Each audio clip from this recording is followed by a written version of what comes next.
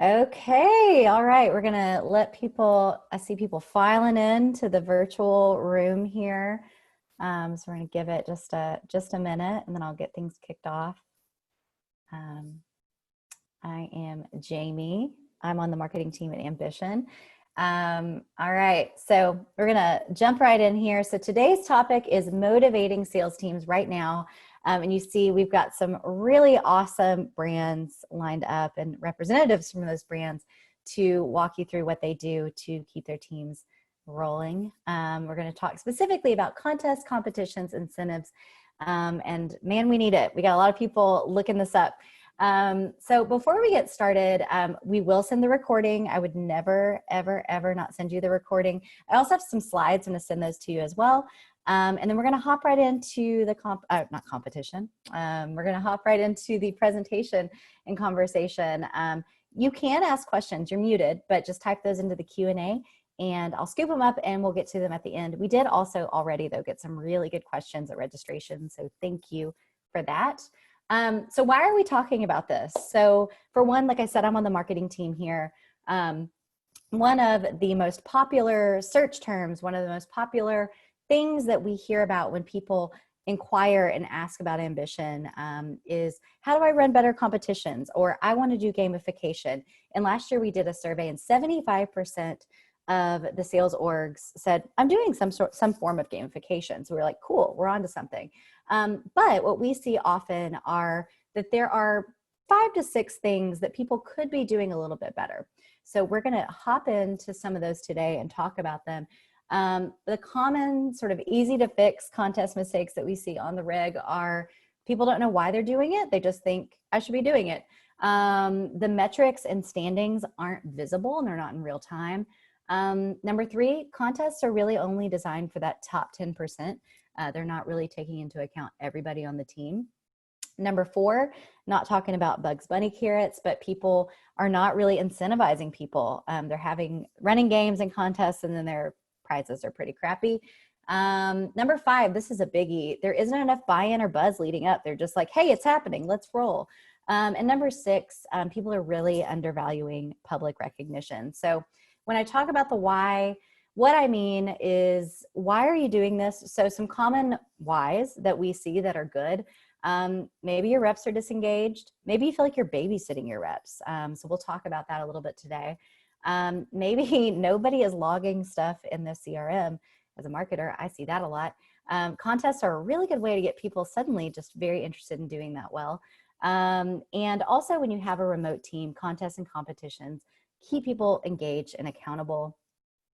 Visibility wise, a lot of people are just burying the competitions in a spreadsheet that's on their computer and just verbally sharing the results. Or they are really struggling right now going remotely because they were using just a whiteboard before. There's no virtual way for everybody in real time to understand where they stand. And a contest is only as good as your ability to participate in it at any given time. We talked about the A players earlier.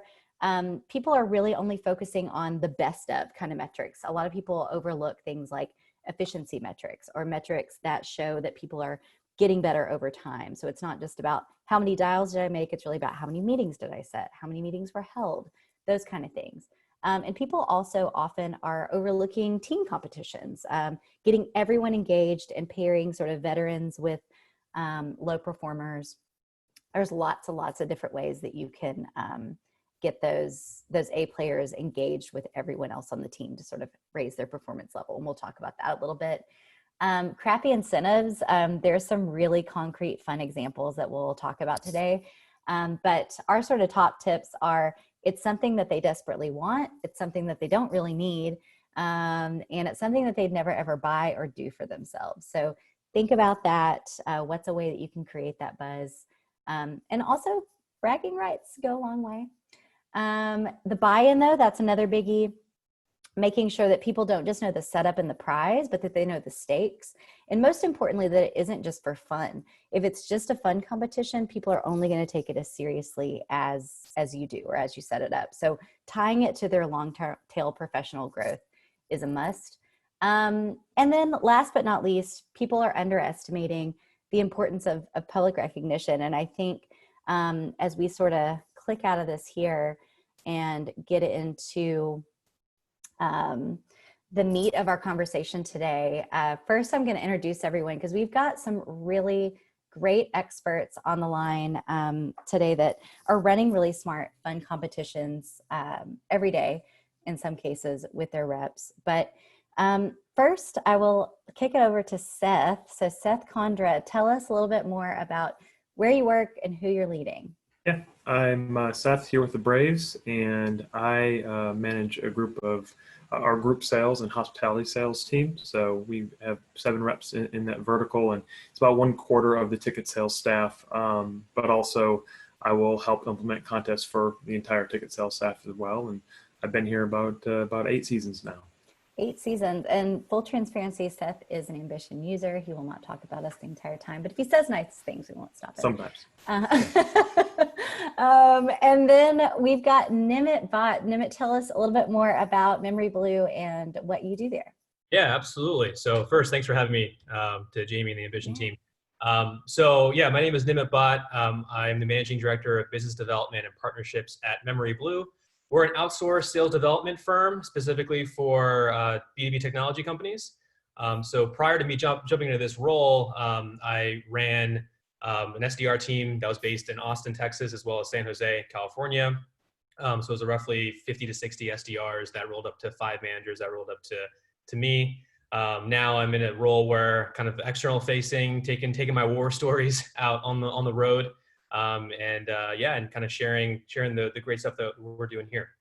Absolutely. And Nimit by far is sort of overseeing the highest volume of people. So I think there's around 140 reps at any given time that you've got to keep in mind. Yeah. Nice.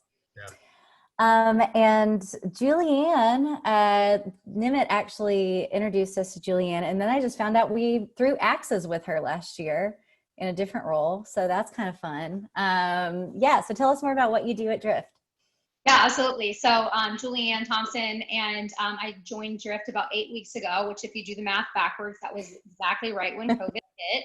So it's a really interesting time to make a job change. But I was really excited about what Drift was doing in the market. If you haven't heard of us before, we are a conversational marketing platform. And we help businesses buy from businesses and remove friction from the buying journey. And so in my new role here at Drift, I oversee the entire SDR org. We grew from 4 reps last year to 18 in 2020, the majority of which have been onboarding remotely. So again, kind of an interesting challenge, but also opportunity for our org. It's a mix of inbound SDRs, outbound SDRs, and we also have a segment of SDRs, which we call conversational development. And they're responsible for scheduling meetings via Drift chat. Awesome. Yeah. Drift is, I think if any brand I have a crush on, it's probably Drift. So, if you just happen to say that, let them know. And last, but certainly not least, a person that I am constantly virtually chatting with is Chris O'Connor. So Chris, what do you do at Ambition? Hey guys. Yeah, I was going to say, Jamie, we've been on like 4 meetings today. I was like, also to be clear, I know what Chris does at Ambition, but you guys. Yeah. So Chris O'Connor, head sales development here at Ambition. So overseeing our outbound efforts and inbound as well. Small but mighty team. Been with, I think we've got six outbound reps, 1 inbound rep. Been with the company for about 90 days, so still getting my feet wet. But I actually came to Ambition because I bought the product at another company and love the brand so much. So yeah, there you go. This is why we're putting you on the spot here. So also to say I'm putting you on the spot is an understatement, because I'm going to give you the first question. This is sort of the home court disadvantage. So like we mentioned, we coach people how to use gamification. A lot of people are coming to us saying, I need to do this, or I'm already doing it. I want to do it better. So Chris, I sort of gave an overview of like, here are some of the pitfalls that we see in a so-so gamification, practice.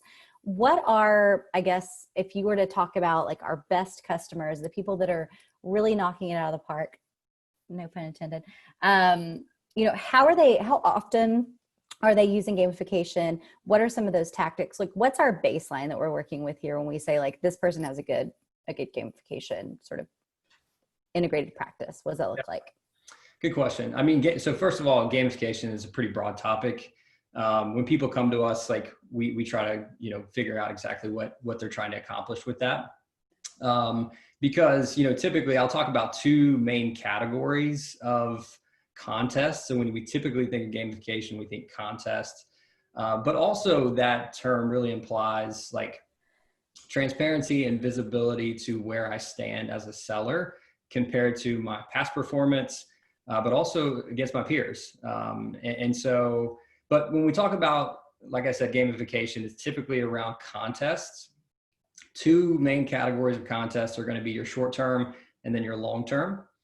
And so real quickly, show your short-term competitions. That's going to be when you think of like your call blitzes, could be a daily or a weekly competition.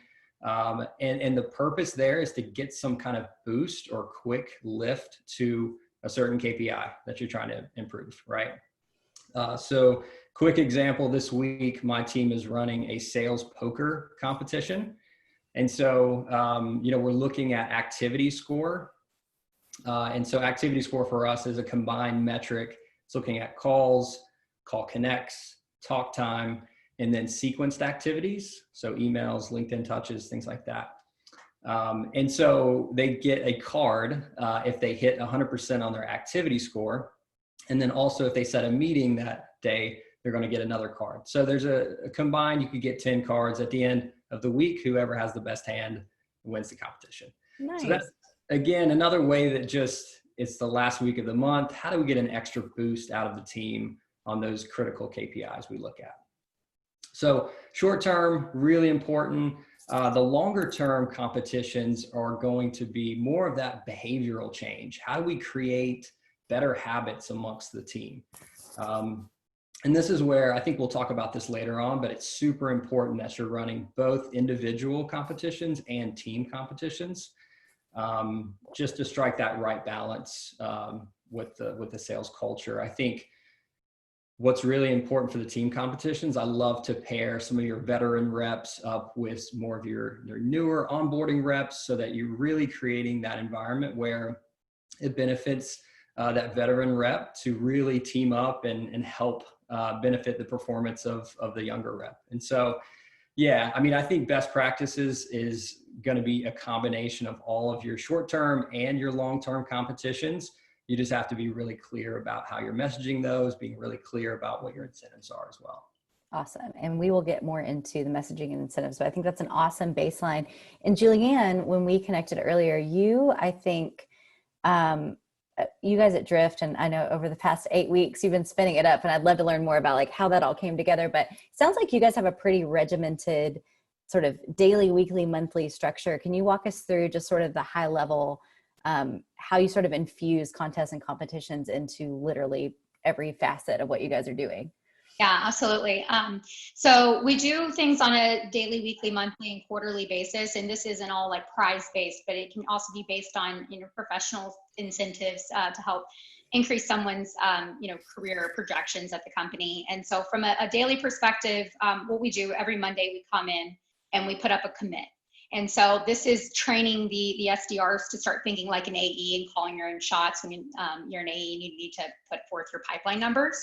So they'll look at their meetings they've got scheduled for the week and say, okay, I'm going to commit this many opportunities. I'm going to commit this many meetings held, and I'm going to commit this many meetings booked this week. And so every day throughout the week, they'll come through and say and report against those numbers. And so once they reach those numbers, we turn them green. It's amazing what the color green will do for somebody. Yeah. So you can actually see them moving the needle forward. And then they also are stack ranked. So subconsciously, if you're competitive by nature, which a lot of salespeople are, seeing yourself at the bottom of that list is very motivating to see you climb throughout the week. On a weekly basis, we look at what behavior we're trying to drive that week. So we do a lot of event-based incentives. So whoever can drive the most attendees to a specific webinar, whether it be a virtual event, maybe we're trying to drive meetings booked that week in a specific segment. Last week, we actually did an incentive based on meetings booked via chat, which was something that we were looking to drive. And the rewards can be monetary. So we've done things like Uber Eats gift cards, which is very popular right now. But it could also be something like a virtual coffee with an executive. Having that face-to-face time when we don't have a lot of face-to-face time can be really important. On a monthly basis, we're doing highest percentage of quota to opportunities because the majority of my team is ramping right now. We like to do it percentage to quota versus actual number of opportunities or meetings. And we put that on a leaderboard at the beginning of each month. Hey, here's a review. This is the bragging rights part, right? Mm-hmm. So who was the top in each area? And then we also will implement soon the Rookie of the Month, because everybody on my team is a rookie. We don't have that in place now. But those kinds of things are free, right? Seeing your picture and your name and, get to put that on your resume that you're a Rookie of the Month in June can go a long way as well. And in the month of June, we're going to do a team incentive, and the team that wins will get a virtual pizza party. So we'll mail pizzas or ship pizzas to all their houses, and they'll jump on a Zoom and get a virtual pizza party. Oh my God, I love that. So I think that you have really hinted at, it's not even the elephant in the room anymore. It's just the reality that we live in. I think the biggest challenge that every piece of content we're producing, every conversation we're having really centers around the fact that we are all working remotely. We weren't before. We are now walking a virtual sales floor, all those sort of things. And, I know Seth specifically, your team has really had to completely change like what KPIs you're going after. Can you speak a little bit to, and we'll get into sort of classic stuff. So by the way, it's probably no shock that the Braves have some of the best competitions and fun games and things that they were already running. So we're going to do this webinar. Everyone was like, you got to talk to the Braves. You got to talk to the Braves. We get on the first call and Seth's like, everything that you know about what we're doing is different. Like, of course it is. So would love you to talk about what you're doing right now and how things change. And then later I do want you to talk about some of the classic stuff that you guys did.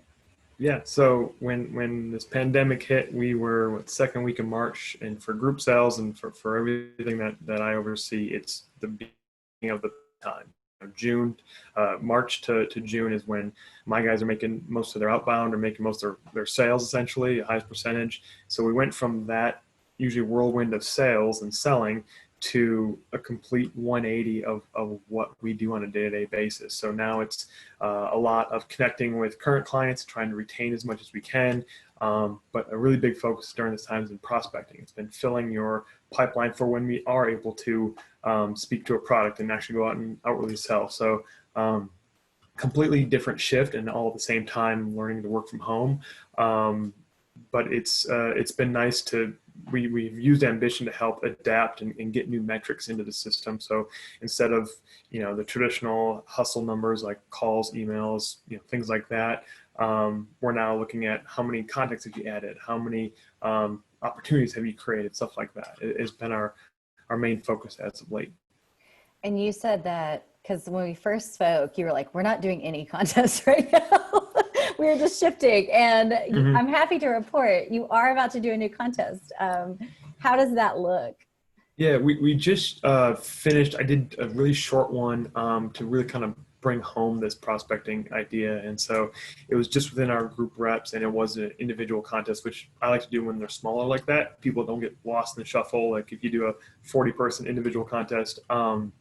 So it was just, honestly, it was prospects, and it was however many, whoever got the most out of Monday through Thursday. And I put the wrinkle in there.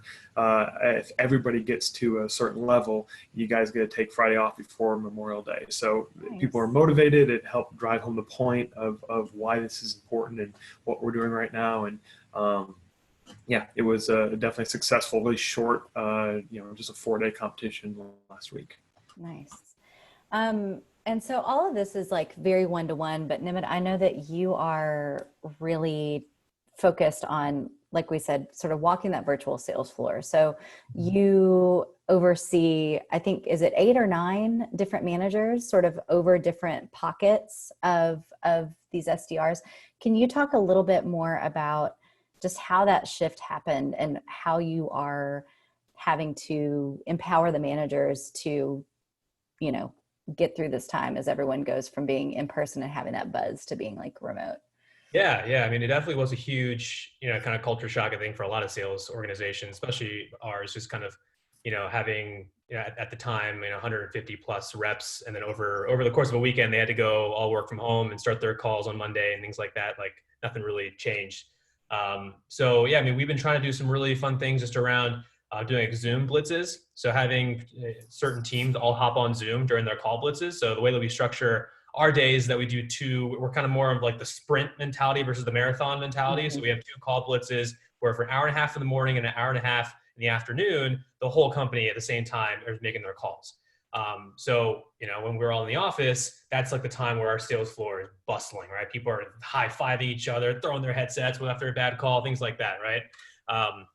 So trying to recreate that whole experience, that whole environment from home, we just have, we have certain teams that are kind of doing it all over Zoom. So everyone hops on just like this, kind of like a gallery, kind of Brady Bunch style gallery view, and make calls. And when someone books a meeting, they kind of like shoot their hand up, like wacky inflatable tube man, and kind of huge applauses. And our SDR managers, but we're really big on the live coaching, so we're like listening into calls and trying to provide feedback. So one of our SDR managers, her name is Ellie, up in our Boston office.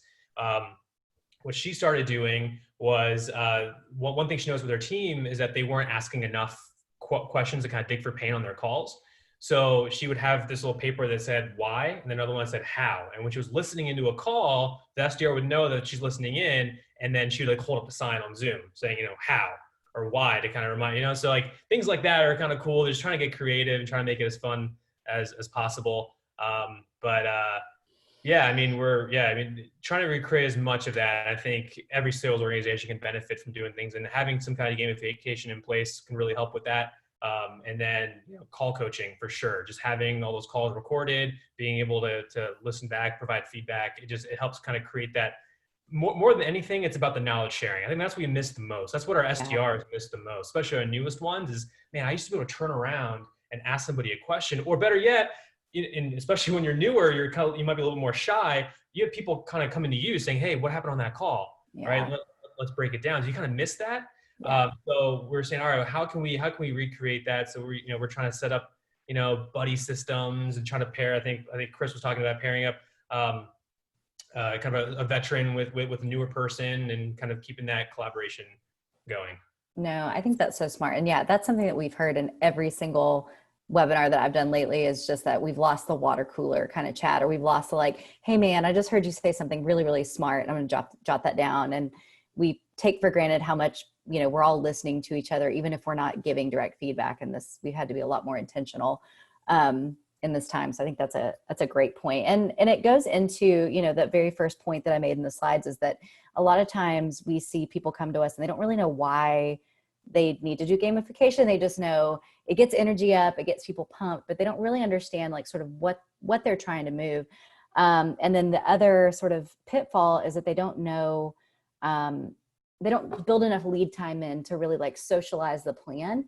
And so this is kind of just an open-ended question to anyone that wants to grab it. But I would love to know sort of like, how do you land on the why? And I know there's a variety of things, but like when you want to start a new competition, let's say it's one of those longer term ones that you're really wanting to involve the entire team or the entire org, what does the process look like of how you determine what you're trying to move? Like what behavior you want to reinforce. And then also how much lead time do you guys build in? And especially remotely, like what are your methods of kicking those off and getting people to understand, the what's in it for them long term? So whoever wants it. Yeah, I'll jump in with just a quick comment. That's what gets measured gets monitored. And so if you are trying to drive a certain behavior, and we've had, that's why I have a weekly incentives, because it changes week over week. Like I said, we were trying to push the SDRs to get on Drift Chat and book their meetings that way. And so we knew that was an area that we were working on improving. So if you start incentivizing to that, all of a sudden that's going to start jumping. And so it's the same idea of compensation drives behaviors. So if you're measuring certain aspects and you realize that somewhere in your funnel, and so when I say funnel, I mean, you know, how many calls do you make against how many meetings do you schedule, against how many hold, against how many convert to opportunities. And like you figure out where within that funnel it's broken, and that's what you incentivize on. Yeah, I would add to that and just say that, you know, Jamie, you mentioned the why. I think it's so important that you tell the right story for like why we're going to be focusing on these certain metrics, how that's going to get us to, you know, whatever intended goal that we want to be at. I mean, I've definitely, like when I've rolled out competitions before, gotten pushback around like, well, why are we incenting on this, right? And so you have to really tell the story of how this is going to impact the business, how this is going to impact them individually from a performance standpoint. And then make sure you're really paying attention to the metrics that they have control over.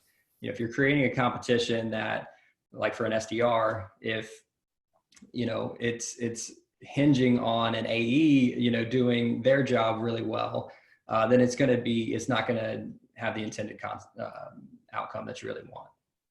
That's a great point. Yeah. And I think, Nimit, you brought that up when we spoke a couple of weeks ago, you know, just about like, how do you help sort of coach like the Chris's on your team to be a Chris? Basically, how do you make more Julianne, Seths, and Chris's to sort of get that and like socialize it that way, where it's like, hey guys, this is a lever that you need to pull, and like sort of training the trainers, I guess. Well, yeah, I mean, you know, if you have a competition in place or incentive in place for your SDRs, you got to make sure you have them in place for the SDR managers too, right? Give them a reason and kind of give them a stake in the game as well, because that's going to help push the message even more. So even if it is individual based, we've run contests in the past where, you know, if a certain SDR, you know, won the competition, well, their manager also got something along with that, right? Whether it's a cash or, you know, whatever it might be. So making sure that they're included, but at the same time, you know, that's why they're managers, right? And they have to represent the business, and they have to kind of push the value or the mission or kind of whatever that lever is, and making sure that they are conveying that and that they show they believe in it as well to kind of get their teams to get that buy-in. That's awesome. All right, Seth. All right, you're up to bat. I'm just kidding. I won't do that anymore. No, but I yeah, please groan.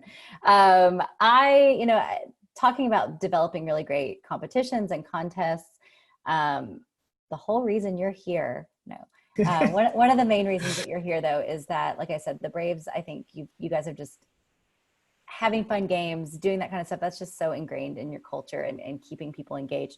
Can you tell us more about the spring training competition? Sure.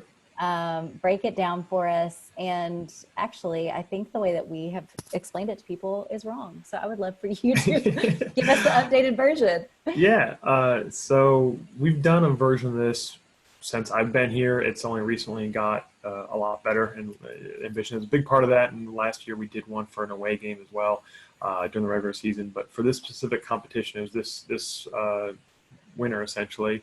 It was 5 weeks, and what we did was an offline draft. So we could have, in the past we've done, you know, top performers, top 5, you know, top 8 people, whatever it is, get to choose. And this time we decided to go with people who are usually good performers, but the best at rallying the troops, if you will. So the people who get most into the competitions, and the people who aren't going to let their worst, you know, the 4th person on their team of 4 like drag, you know, they're gonna be a better coach. And so that was the really the big incentive on picking the captains. And so they got to draft their own team. We did have some rules in place to make sure they're diversified versus our different verticals. So there's some group sales reps and season ticket reps and things like that all on the same team, and some inside sales, the younger folks. And we did 4 weeks of regular season where all 5 teams were ranked 1 through 5. So if you got first, you got 5 points. You got 4th that week, you got 2 points. So, and then at the end of the 4 weeks, the regular season, if you will, we went to the postseason. That was just 1 week. It was Team 1 versus Team 2 for the grand prize, which is a trip to go to spring training. And then Team 3 and 4 for a lesser prize. Team 5 gets to watch from the sidelines. So one of the big things we do right away is, and this is my big push, is I force them to come up with a team name, a logo, all that good stuff. I really feel like it helps the buy-in. So I was like, don't talk to me until you have your team name. Take an hour. I don't care. Like, I want you to get buy into it. And it helps them, they're putting their face on different pictures and memes and that kind of stuff. And so Nice. it helped them really get into it as well. Now, what were some of the team names that you Oh, are you're putting me on willing the to spot share? here. I actually have the spreadsheet, I think, somewhere. One of them was there was one that I know that because we're spring training in Florida, one was no recounts needed. It was somebody who was, obviously remember 2000 election, things like that. Nice. And there was a few inside jokes as well. One about our sales trainer that comes in. So nice. Yeah, no, I didn't even get all the jokes, but I knew they were jokes. I was like, this looks really fun. No, I love that. And I think that's such a great point that, a huge spirit of this. And again, like that, like, don't just incentivize your A players. I think that comes from the goals that you're setting for people. But also I love the point about, like, the team captain isn't just like the best salesperson. The team captain is the person that has that mentality that's actually going to get the buy-in from everybody. And I think that's such a good point. And what about the Assassins game? I wanted to learn more about this, Nimit, because it sounds cutthroat and right up my alley. Yeah. The name is probably a little more intense than Damn it. But I mean, this plays directly into, Jamie, what you were saying earlier about, making sure the contest incentives aren't, favored to the A players, that it's only really for them. I think the best competition, especially in sales, are ones that are going to level the playing field as much as possible, where it's a incentive that allows your A players to prove that they're A players, but also gives your not A players, I mean, I don't want to call them B or C players, but you're not your A players to rise up, right? Because every A player was a B player at one point, and they became an A player. So kind of what we do with the Assassins competition is we do it every year, and it starts with every SDR gets a target of like who they need to kill in that next week. But then every SDR is also targeted by somebody. You don't know who's targeting you. You only know who you're targeting. And it's a weekly competition. So starting on Monday, you need to get to your booked goal, your booked meetings goal, because again, I think Chris was talking about it, focusing on what you can control. Occurred meetings are a lot harder to control than just getting the meetings booked. So you take your booked goal for the month, which the way we calculate that is we do 125% of your occurred goal, right? So if your goal is 10 opportunities a month, well, then you should be booking at least 12 to 13 meetings just in case some fall through, right, at a minimum. So we make it a booked goal. So everybody has their booked goal for the week based on their quota. Our SDRs are on all different kinds of campaigns, so everyone doesn't have the same quota. So it makes it kind of just more, level and fair that way. So it's a race to get to that goal. And when you hit that goal, there's a way to submit that you hit your goal, and then you find out whether you were first or not, and whether you killed your person. So it's like every Monday morning during the competition, email comes out like, all right, here's the kind of the obituary of all people making their picture, and then right. So and sometimes there's no winner, right? If there's a week where they tie, right, they get the same time, or they both don't hit their goal, then it moves on to the next. And so that's fun when it gets down to like the final, two people, and like they're not able to do it. I think Julianne, you won one of our Assassins competitions. You were the first one, right? That we had. I was just thinking, I was like, wait, Julianne definitely. Oh my God, we have an assassin in our midst. You're really story about that too, don't you? About I how got I had a really good story about that, actually. I was going to jump in there, so glad you tagged me in. So I don't know if we mentioned this earlier, but Nimit was my first SDR manager at memoryBlue. And so I think that was the first ever Assassins tournament when I was an SDR. And so I was pacing pretty well, kind of leading the pack, doing my thing. And I caught wind that this person that was very middle of the pack was having a killer week, and I was his target. And I'm like, oh my gosh, I'm not losing this guy. And so we were on a Friday night at 7:30 p.m. Eastern calling our West Coast. Only 2 people left in the office. I think there was a couple people like cheering on the sides for each of us. And within I think I made like 457 dials, and we didn't have a dialer, right? This was like phone punching. And I was like, ring, ring, no connect, move on, go. And yeah, so Nimit, spoiler alert there, but it ended up winning the competition. But I think that's a great example about how, we were pushing each other, and it wasn't like the A players against the other A players. It was really mixed in, and he just happened to be having a killer week, and there's no way I was going down. So That's the fun part. It's like March Madness, right? You can have a great season, you get #1 seed, but I mean, you can lose. It's one. You just have to be good for that one game or just for that 1 week. Yeah. And to your point too, yeah, it's like it reinforces like you don't always have control as a salesperson. Like you may be on fire, but hey, there could be a pandemic. There could be all kinds of other mitigating factors that make We wouldn't have said that last year. there could be a pandemic. Yeah, you may need to change it this year. Forever changed. Yeah, like they're germs and you're the vaccine. I don't know. Okay, so this one I'm going to actually kick over to you, Julianne, too, because we've talked a lot about the structure. Those are super fun ideas I now want to play the assassin game. But, I think it's something else, we talk about gamification not just being like a short-term win and it really being a long-term solution. And Julianne, you mentioned to me some really, really smart ways that you can incentivize people that aren't monetary. So can you explain a little bit more about the sort of stretch projects that you use to keep people engaged? Yeah. I think it's really, really neat. Yeah, definitely. So you could probably tell my heart started racing when I started talking about competition. Like that's the way I'm motivated, but that doesn't mean that that's the way that all of my team members are motivated. And over the last 5 years, I've really spent a lot of time trying to get to know my reps. And so when I started at Drift 8 weeks ago, I had a conversation with each of them. And one of the questions I asked, and I tracked and measured all this, is how are you motivated? Why do you work hard, and how are you motivated? And by far the top answer was actually professional development. Competition was number 2 and recognition was number 3. But it was really professional development because, SDRs, that's usually not your last stop, right? It's a stepping stone to get to that next step. And they want skills and projects and training on different aspects. So it's going to help them get to that next level. So there's 2 ways that I do this. One is by taking people that are performing really well and asking them to do stretch projects. So for example, my top performing SDR right now is absolutely crushing it and doing it at a very early in the month. So he's like, give me more. What else can I do? And so we have him writing content. So he's helping writing his sequences because he's doing really well. His messages are working. So he's helping replicate that across the entire team. And so not only is it fueling his professional development, that's a story he can take with him to, when he goes to interview for an AE position in a year. But it's also helping up-level the rest of the org. The other way that you can use stretch projects is to help with people that are having issues with some segment of that funnel that I was talking about earlier. So for example, if you have an SDR that's struggling with hold rate, right? You have them lead a discussion with the team. Okay, what kinds of things can we do to increase our hold rate? Book closer to the date that you have the conversation. So instead of 7 days out, book it 2 days out. Use different types of sequences to make sure that you're confirming, make sure you're introducing the AE to the prospect. And so they start to brainstorm these ideas and you have that person lead it.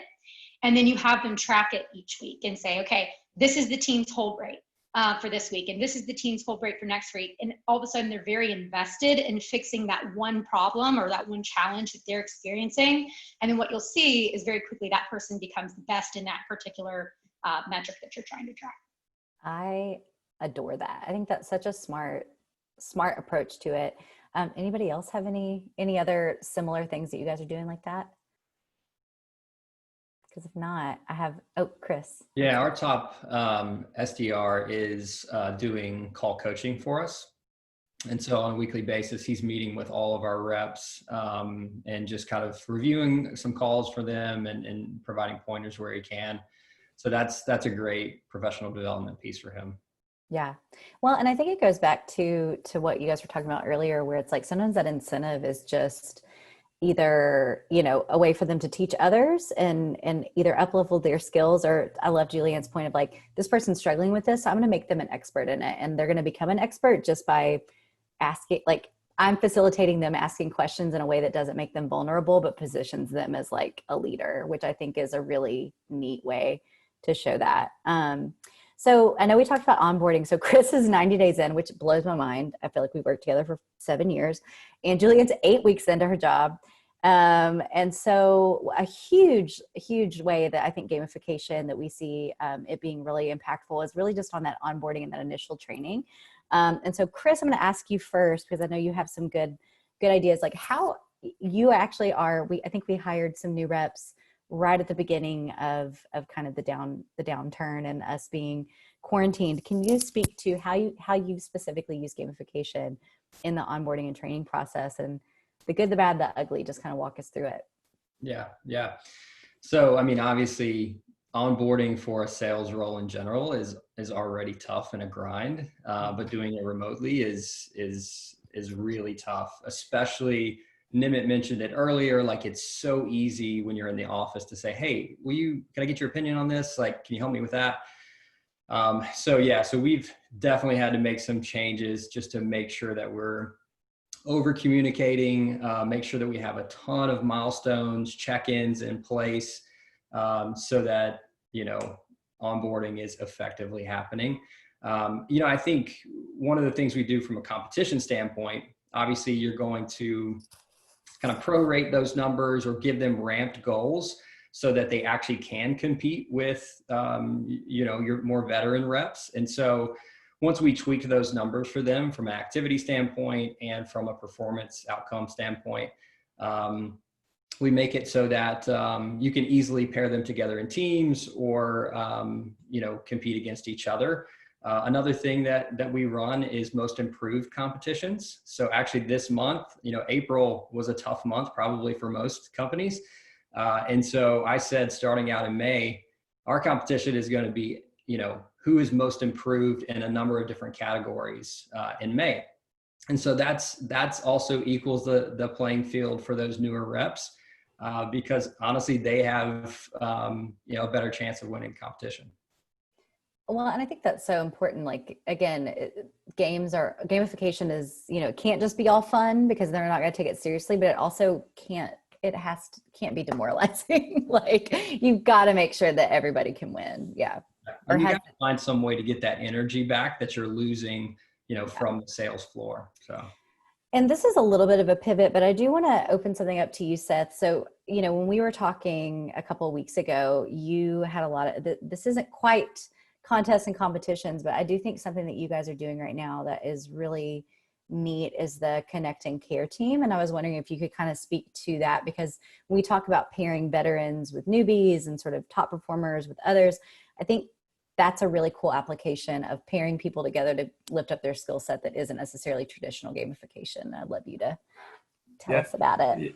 When this whole pandemic started, the management team was talking, and our biggest worry was, losing people in whatever sense that means during this. We had people that our inside sales team started in January every year. And so they'd worked a couple months, and now they're forced to be trying to figure out how to work from home, and they don't know that many people very well. And really anybody who'd been here for any length of time. And so what we came up with was the Connect and Care team. And essentially our 8 most senior reps took under about three other reps. These groups of 4, they had a manager somewhat involved, but not at all on any calls, more like, just keep me in the loop, let me know how people are doing, that kind of thing. And we didn't give them a lot of guidelines. Like, you guys want to read an article? Great. You want to read a book? Great. You guys just want to talk? Great. You want to have lunch together? Happy hour? Doesn't matter. Just get together. And it's really, like I said, not to lose or any reps, and make sure everybody feels they have somebody to talk to, or, share any fears with, or, just maybe they've been living by themselves in quarantine. They just need to talk to somebody that's not necessarily work-related or directly work-related. And the feedback we got is it was honestly exactly what we were looking for, that people have take this seriously. People have done some calls beyond the quoted, 1 a week or twice a week. They kind of go above and beyond. We did gamify it once, where we played some Pictionary, and we used these teams to do some virtual Pictionary. So there was some of that as well, to kind of break up any monotony that may have been happening, but also get together as a department, not necessarily in a work related way. But it is more successful than even I had thought when we set it up. I love that so much. And you know, and I think that that is a good point about like there is this mold that we have and we can throw out all the best practices all day, but at the end of the day, like you as a leader know your team and you know their needs, and like it's okay to break the mold and have a team like that that isn't necessarily like a one-to-one kind of competitive thing. But you know, I think that's awesome. And when we talk about sort of breaking the mold right now too, you know, we talk about incentives, and a huge shift that we've seen is just that, you know, budgets are frozen. So even customers that we had that had a budget for monetary incentives or for, you know, whatever it might be, bonuses, some of those things have either gone away or they're frozen. And it's a good reminder that some of the best incentives are not necessarily money. And while that does motivate people, I love money. I'd love for you guys to kind of walk us through like what are some of the best incentives that you guys have used that aren't the norm. And I'm gonna make Chris tell us some, because I have two very specific examples I'm manipulating him to tell you about. But I would love to open it up to all of you guys, because I'm sure every single one of you has something. So whoever wants to kick it off.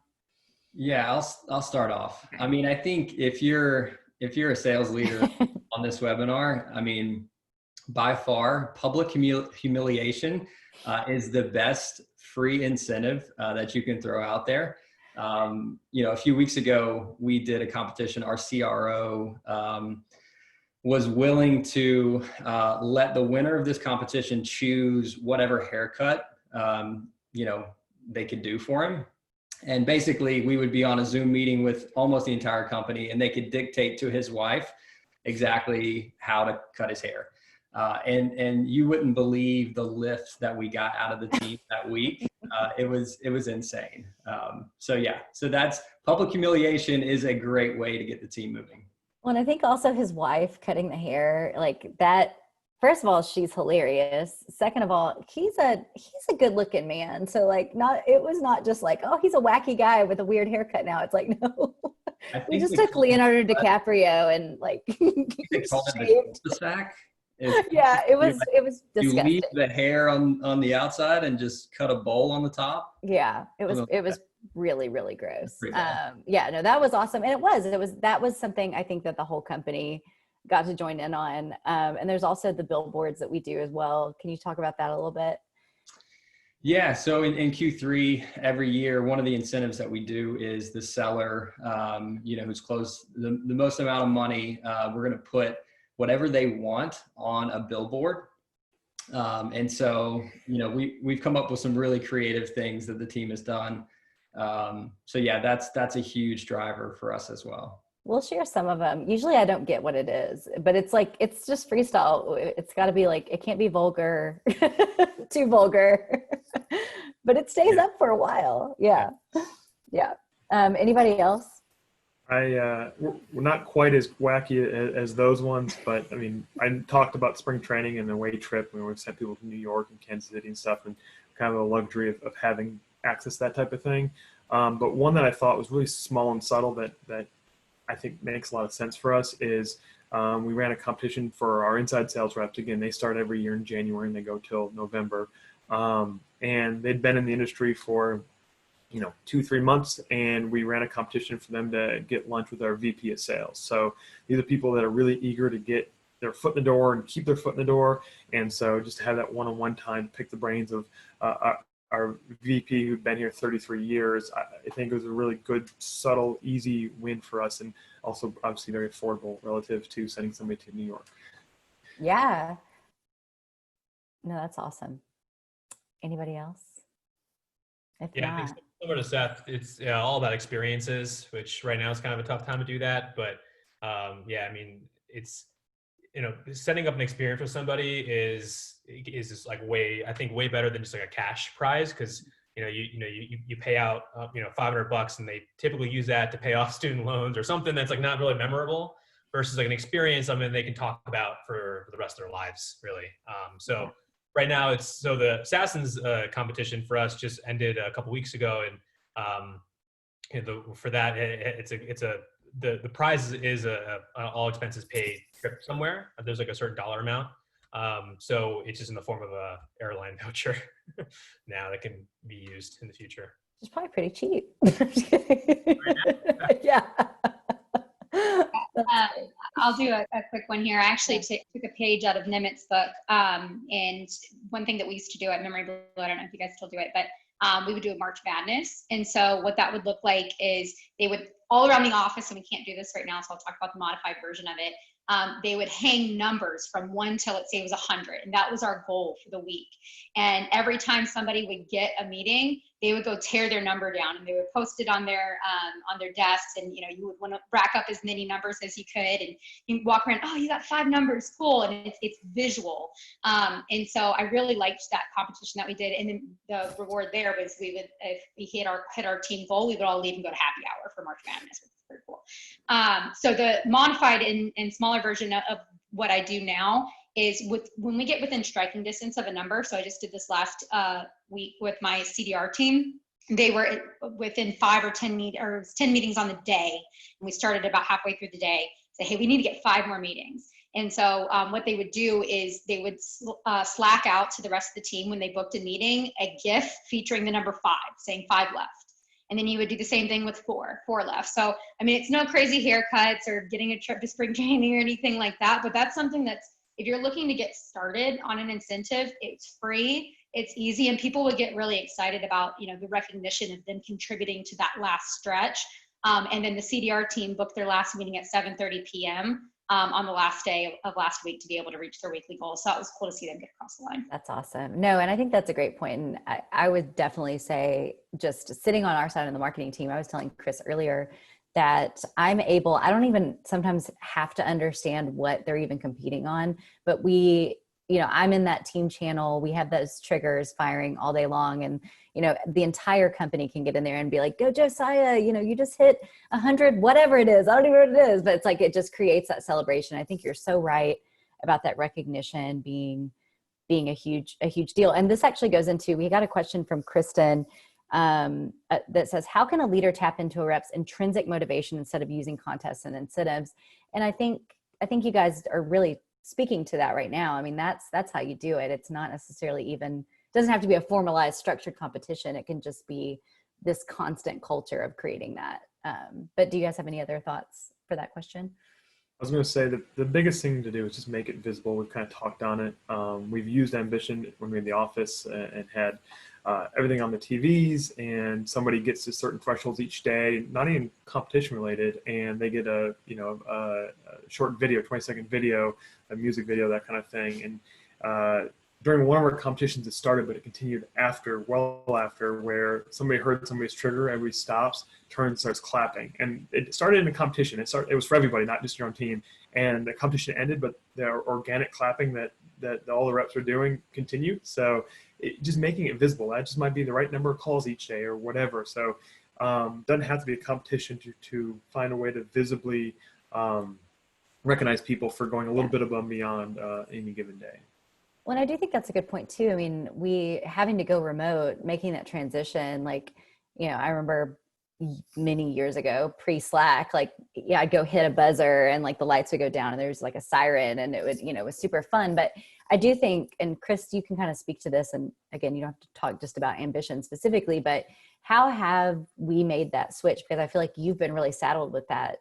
You've had to do it. Like, you've had to make all those wins and those triggers. Like that, his sales pit in Chattanooga is like, we call it the wolf, like they're the wolf pack. It's like the den, there's howling, and how you've kept that energy alive, but how have you done that? Yeah, I mean, it definitely hasn't been easy. But yeah, through the Slack alerts and just, you know, visibility, you have to go out of your way to shout people out for certain things.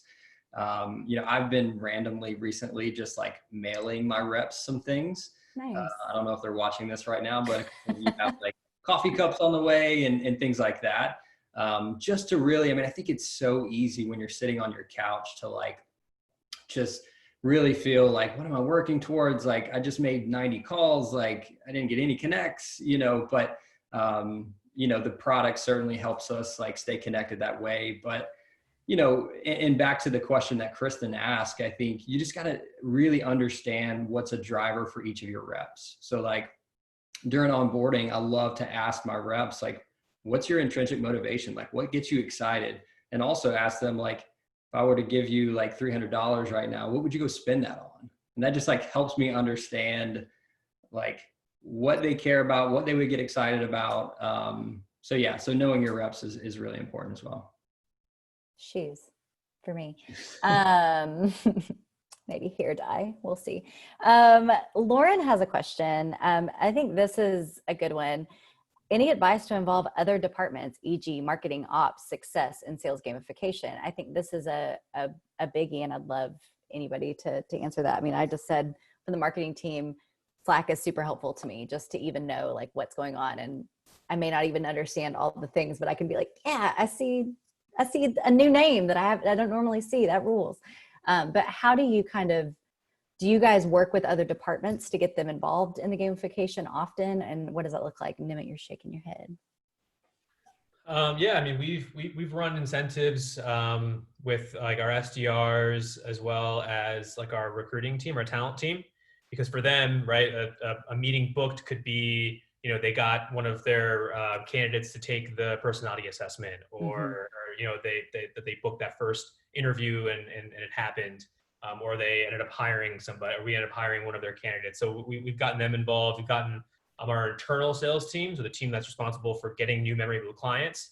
We've got them involved in certain competitions. So we love opening it up because all of those promotions have come from within. So you start as an SDR, you can get promoted onto our talent team or into our internal sales team. So it's kind of cool to say, it'd be like to kind of show why you got that promotion type thing in these competitions. That's awesome. Kelly had a question. I think this was for probably Nimit. How does a team make calls in the gallery view and not hear each other? Does it work through your engagement platform in Zoom by just muting Zoom? She just wants to know the logistics more of that, like Brady Bunch. Yeah. So I mean, everyone's on mute, right? It's more for the visual. Because even on the sales floor, you're going to have your headset on. You just kind of see the people around you. So it's exactly how this panel is set up. We'd all just be on mute. We'd make our calls. And then, if I book a meeting, I'll make kind of like a symbol, or like people at one of the, I don't know why they had this in their house, but like one of those like the streamer things that you blow and it like shoots out. They like that. So, people came up with some cool stuff. But it's more for just the visual. So you don't feel like you're sitting there by yourself making calls, which is just, it's tough enough to do that just even in the office. So especially when you're sitting at home in your apartment or wherever and just kind of making your calls, it's just good to have that visual so that, hey, we're all in this together. Yeah. No, I love that. All right. And the last question's from Allie. And this is like a pop quiz. I kind of like ending here. My BDR team is frustrated because they are not booking enough incoming calls. What kind of contest do I need to run? It's not a trick. A competition on booking meetings.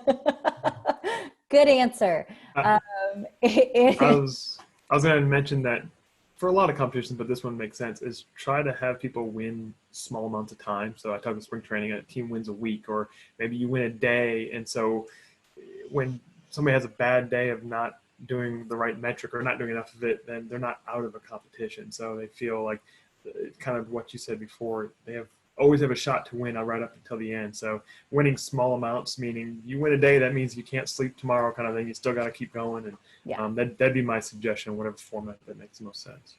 Yeah. I mean, first I'd look to see kind of why that might be happening.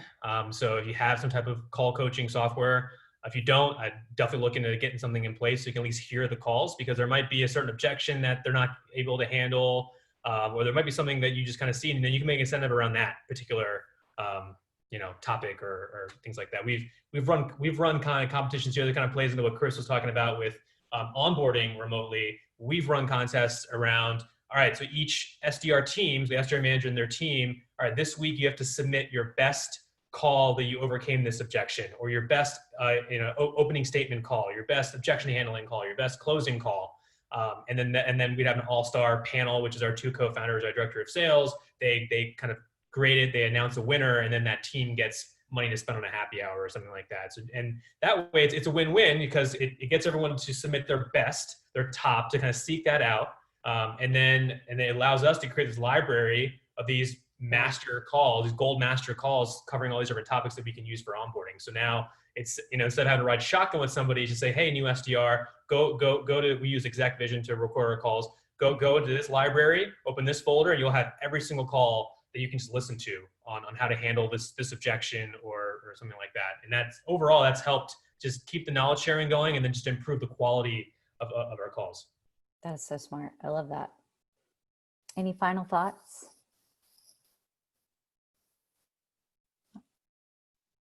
I have one. I know we're running out of time. I love it. Oh, yes. So one other thing that you can do too is once you identify, I think Nimit hit the nail on the head there when he talked about, figuring out the why there.